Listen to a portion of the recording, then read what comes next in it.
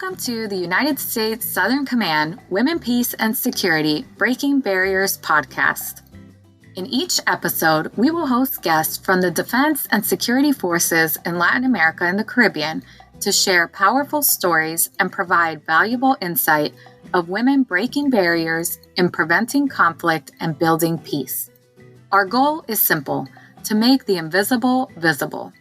Our host is Ambassador Jean Maines, a career diplomat who has served as the U.S. Ambassador to the Republic of El Salvador and now serves as the civilian deputy to the commander and senior foreign policy advisor at U.S. Southern Command. She also has full oversight of the U.S. Southern Command Women, Peace, and Security program. So here's your host, Ambassador Maines. Well, welcome everybody to our podcast, Making the Invisible Visible, about women, peace, and security in the region. I'm delighted to welcome to our podcast our guest today, Commodore Wemyss-Gorman from Jamaica Defence Force with us. She has an extraordinary career, and I know you're going to find listening to her a pure delight and inspiration for all those globally who are tuning into this podcast.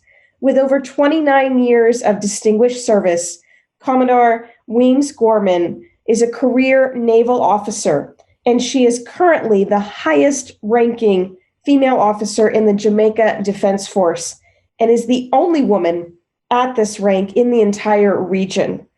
She's also the first seagoing female officer to serve in the Jamaica Defence Force and has commanded various patrol vessels, the JDF Coast Guard, the Caribbean Military Maritime Training Center, and the Maritime Air and Cyber Command. So it is a true privilege and pleasure to welcome Commodore Wemyss-Gorman. I've had the privilege to meet with her a number of times in person, and I know that you will find her just as fascinating as I do. So welcome to the program, Commodore Wemyss-Gorman. Ambassador, thank you very much for having me. Well, let's get started because you have such a fascinating career. And so I would love it if you could tell our listeners just a little bit about yourself and how you even got interested in this career.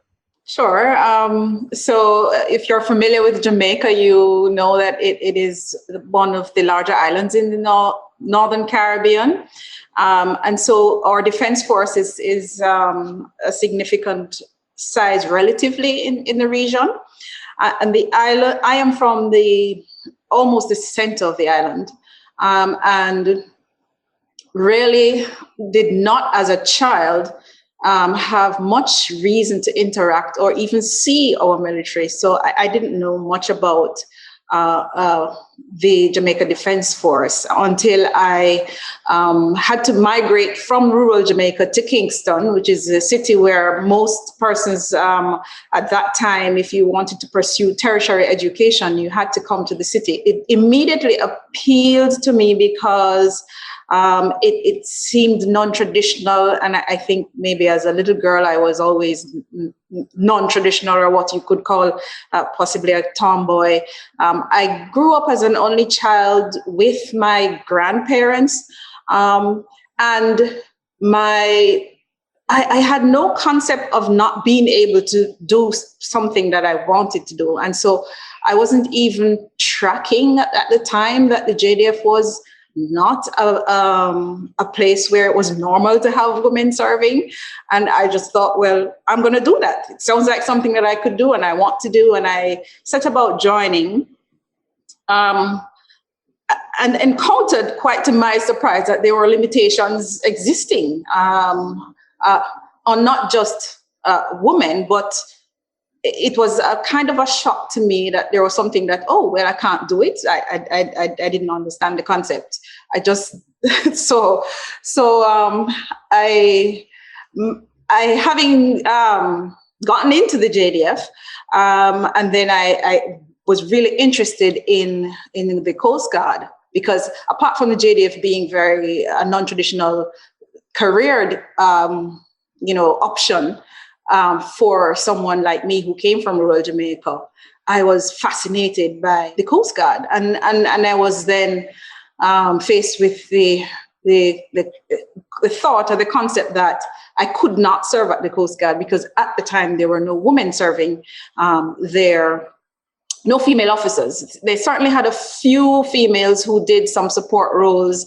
I think they had 1 or 2 radio operators and a few clerks, but no women were going to sea. And so it was a foreign thing. And the hierarchy at the time thought that I was crazy and that it would not happen. But it was like waving a red flag in front of me, really, when I was told that I couldn't, because I did not understand the concept. And so it's been a wild ride, really.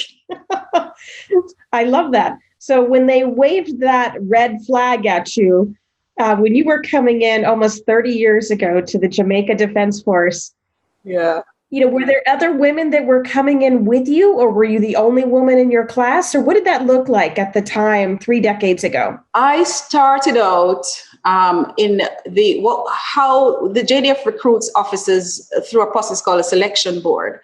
And that selection board started with 34 candidates. And by the time we had completed the process, 4 women and 4 men got to the final stage. And at that final stage, I was the only female that was successful. And so I joined an intake. So how it works is if you join as a potential officer, you will be trained with a batch of enlisted initially for your initial training, and then you would go on to your officer training. So I joined that intake, and then I was joined by another female potential officer. So there were only 2 of us in that entire cohort. Incredible. So when you think back to that moment, and then when you moved on to the Coast Guard, at what point did they start allowing women to join the Coast Guard? When I was in basic training, I continued to advocate and to indicate that I wanted to serve at the Coast Guard, because that had a bearing on what officer training, what your initial officer training would be. And up until that point, all the potential officers of the Jamaica Defence Force were trained at the Royal Military Academy, Sandhurst, and which you may be familiar is the Army equivalent officer training in the UK.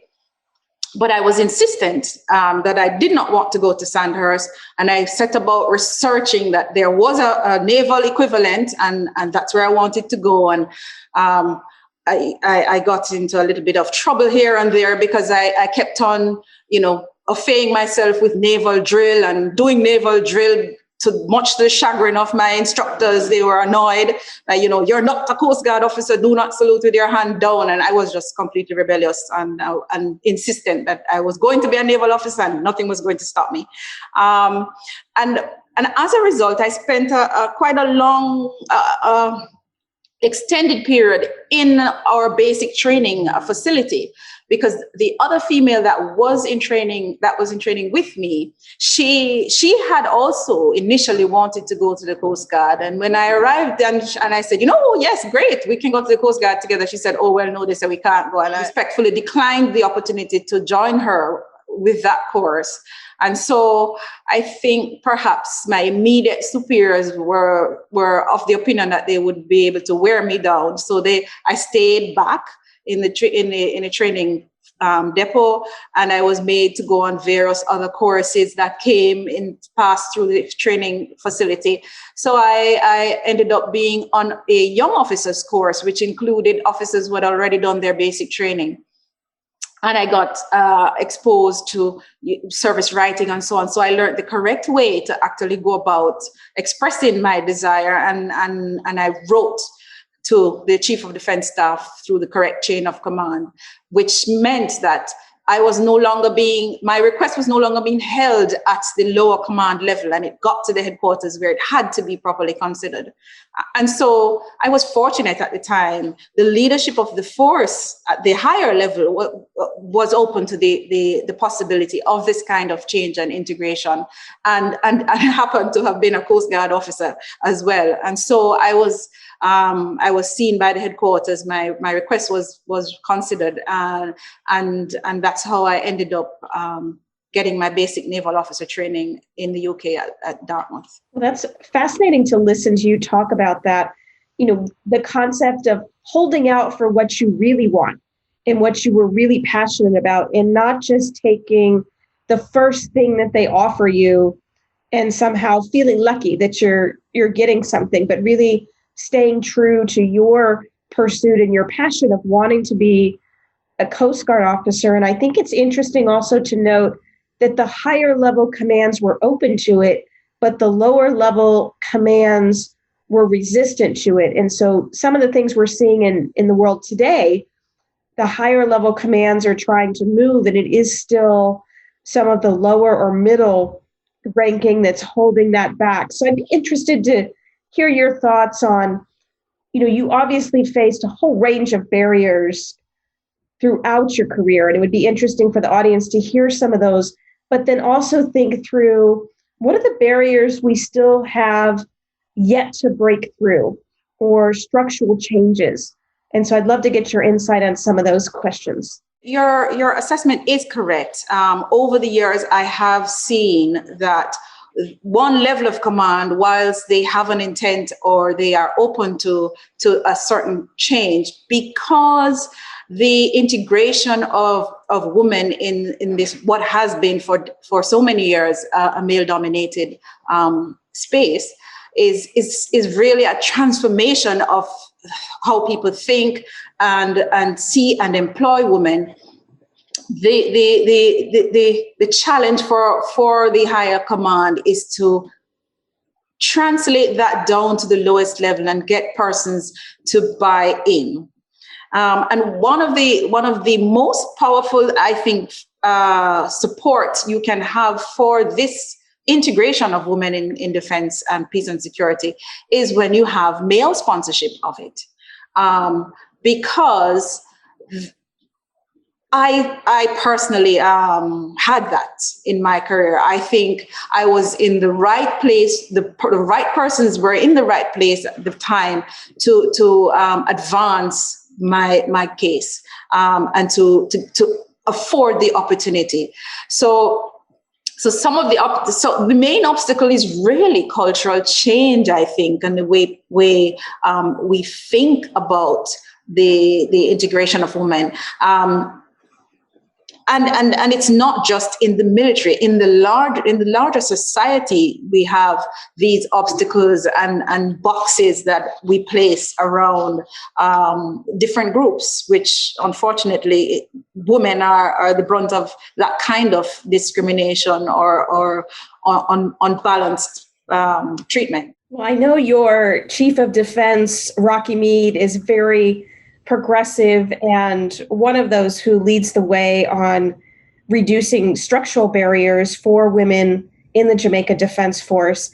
And I'd be interested to hear some of the things that you all are doing now to reduce those barriers. The last time I spoke with him, he was raving about, I believe it was the top 5 recruits of this past year were in fact women, and sharing the successes of the integration. But I'd be interested to hear what your plans are going forward in continuing to move the ball and break down those barriers across all the structures. Yes, the Jamaica Defence Force has really have had step changes under the leadership of General Meade in terms of integrating women in the force. And his goal is really to have the force evolve to a point where that this is not a conversation that is even worth having, that it is just normal to have women engaged in all areas of the force. And his approach is to have gender optimization in the force. And so he has opened up recruiting, and he has indicated a quota, a minimum, that we must recruit a minimum of 25%. All recruiting must have a minimum of 25% of women. And in all professional development areas, courses, trades, there must be a minimum of 25% of any gender.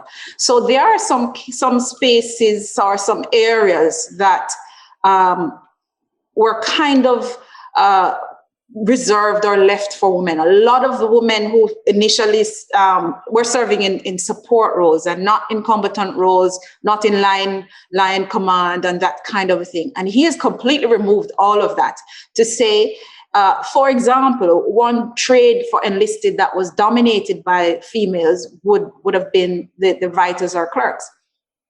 That he has now indicated that, well, it must have the minimum of 25% of both genders. So therefore it is that would kind of change the balance in that particular trade. But on the flip side as well, for the infantry, where we had no women, for special forces, where we still have, we do have women now. But up until last year, we had no women in special forces. So all of that is really to optimize, as he says, and ensure that the opportunity is available for both genders in everything. He also has he has taken into his structure considerations for different levels of different levels of command to have a focus on gender, what we call gender focal points. So each formation at the different levels must have gender focal points that would advance the force policy and agenda with regards to integration of women. When you look at gender optimization, and I really like that phrasing of the issue, from your perspective, what do women bring to the armed forces that really, in fact, makes the armed forces better? So there are many benefits, I think, to integrating women in all levels of defense and security. And I think the most significant of that is the different perspective that women bring to the table. We are used to and know how to really employ our soft skills, more readily apply them and we more readily apply emotional intelligence in our professional leadership styles. And so that is a completely different thing from what is traditional in the military, which is very hierarchical and authoritarian. And it brings about a different, what I think is a positive result with the ability to have a different approach that balances what is the authoritarian and hierarchical nature of the military and other types of defense and security organizations. So it brings balance, is what I would say. That's great. And when you think about your almost 30 years of service in the Jamaica Defence Force, and you think through all of the moments that you have experienced, what are some of the highlights where you have felt most proud being a woman in the Jamaica Defence Force, knowing that there are hundreds and thousands of young girls looking up to you? Been quite a few moments, but I think some of my more favorite ones would be where I personally contributed to saving a life. That is a feeling that is unmatched, when you realize that the work that you've just done saved that person's life. But in another way, I've been quite proud of just having a young private in training, female private in training, come up to me and say, hello, ma'am, I've read about you. You're the reason why I joined the JDF, and I want to do this. And so I see myself in that young girl who probably came from rural Jamaica, just like I did, who have been able to influence to come and serve their country, and they feel and be a part of the Defense Force and have a good career. Those little things, I think, make you think that it was worth all the different experiences that brought me to this point. Experiences, challenges, roadblocks, whatever you want to call it. Yes. So when you think about going forward, what do you think are the next steps for all of us in women, peace, and security, trying to, break down those final barriers that do exist? I think it is important to educate the servicewomen or potential servicewomen about the history of women in defense and security. And many people are not aware of the quiet, silent, unsung heroes of women who had gone before us and opened the doors for us and served in so many ways. So I think that is important for us to do. And so that would allow the current generation to be aware of the importance of their service and how it should inform, the way forward. I think having things, looking at the gaps that exist in how we integrate women in our services, ensuring that there are policies that will protect and safeguard both men and women serving together in this unique way, such as things like, sexual harassment prevention, fraternization issues that occur when you have both genders working in the kinds of confines and environment that we have to work in the military. I think those are things that at the strategic level, leaders or the leaders of the force have to consider. And that certainly is on the agenda of General Meade and myself. We also have to continue to work at cultural change, changing the culture of the servicemen and our society. So, in many cultures in Jamaica, I recently had to go to speak on an interview publicly on a matter for the force where a service woman had an inappropriate relationship, an enlisted person and a male female, and a male officer had an inappropriate relationship, and it became public, and we were asked to respond. And in that response, the journalist asked me, have I ever been harassed in my career? And as I thought about the answer, I thought about, in the Jamaican culture or in the Caribbean culture, not many girls or women of a teenage, adolescent, or adult age can say they've not been harassed in some way or another. Just culturally, you're walking on the street, and it depends on how you really define harassment, sexual harassment. But simply making you uncomfortable, catcalling, saying things like, oh, you look like this and whatever. It is very cultural in our wider society. And so that is something that will take us some time to address. There are also societies or cultural practices where people still think that women should be, stay in their lane in traditional jobs. Their first role is as a good wife and mother, kind of a thing. Those things still exist in the minds of some of our population. Those are the things we need to find ways to make those changes, educating and changing perspectives. And it would be great to hear if there are any special projects or initiatives that you want to tell us about that you're currently working on. Sure. As the Force Executive Officer, I coordinate the staff in the Force headquarters, and it gives me a unique position to influence and shape policy.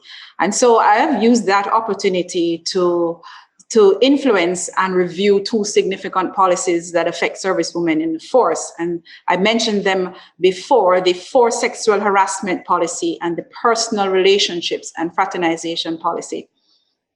I'm also working with our senior enlisted, or force sergeant major, to pilot a communication and intervention strategy for servicewomen. As we have realized with our increased recruiting of women, there are certain gaps that we need to fill. And I think that it's important that we communicate and intervene early in the servicewoman's life so that they have a good understanding of what military life is about. That's a very important point, and one that we continue to struggle with in the United States, really looking at when you have reported cases, you have more reported cases, is it because people feel more confident that they can report it, or are there actually more cases? And then on the con of that, if there are less reported cases, are there really less cases, or people don't feel confident in reporting? So it's a very complicated issue. Indeed. And it's one that we are really, I think it's very important for us to get a handle on.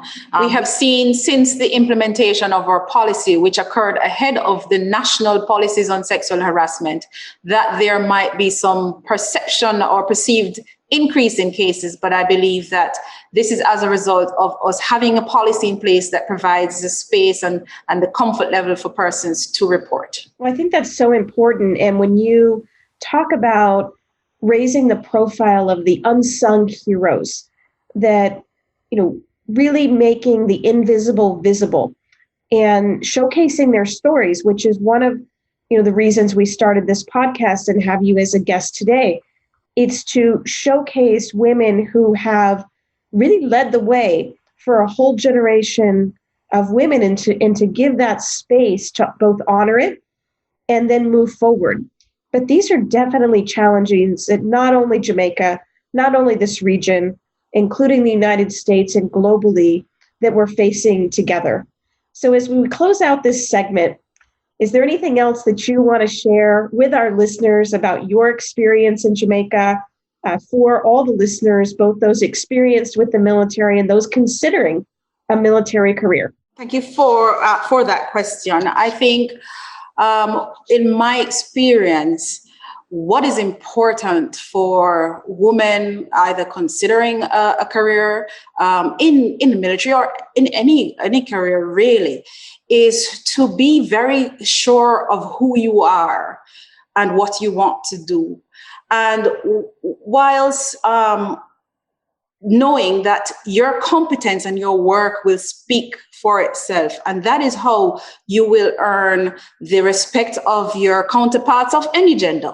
And that is the most important thing, is to demonstrate that, continue to demonstrate that women are valuable assets to any type of organization, not just in areas of defense and security. But for persons thinking of joining their respective service, there have been so many advances. There's still ways to go with at different levels for different forces, but the opportunity to not just to serve, but to continue the chain of progress for women exists in the military and or other areas of defense and security, and it is always for the taking. And it's just really. Women make up almost 50%, if not more, of the world's population. It is just a no-brainer that we should contribute to our own defense and security. The strengths that make women good mothers, and manage a household and this kind of thing. Those are the same strengths that make them suitable and very, very well prepared for the strenuous life in defense and security, if you wanted to call it that. I also think that they should not be worried about losing your femininity. There's no reason to think that, all women in the military are tough, tomboy, gung-ho types of things. That does not have to be the case. We can really have both. You can be competent, you can still be a woman, and you could be a very hard, tough military leader. Yes, you can. And for our listeners, what a privilege it's been to have Commodore Wemyss-Gorman here with us. And if you ever get the chance to meet her in person, you will see she is all of those things combined. And we're so grateful that you didn't take no for an answer early in your career, and you kept pursuing your passion and your dreams to become the Coast Guard and then to become the first Commodore in the Jamaica Defence Force and the highest ranking woman in the Jamaica Defence Force, and including the only Commodore in the region. So what a tremendous accomplishment. And thanks so much for joining us today. Thank you very much, Ambassador. Always lovely to see you. Thank you very much for listening to the Women, Peace, and Security Breaking Barriers podcast. We hope that you will join us next episode as we share new stories and continue to make the invisible visible. This podcast is a production of the U.S. Southern Command's Women, Peace, and Security program and the Florida International University Stephen Cruz Institute for Science, Media, and Technology. The views, thoughts, and opinions expressed in this podcast are those of the participants and do not necessarily reflect the views and opinions of the U.S. Southern Command or the Stephen Cruz Institute. The hosts, guests, and WPS team members receive no financial benefits for participating in this podcast. To learn more about our Women, Peace, and Security program, please visit southcom.mil and look under Lines of Effort.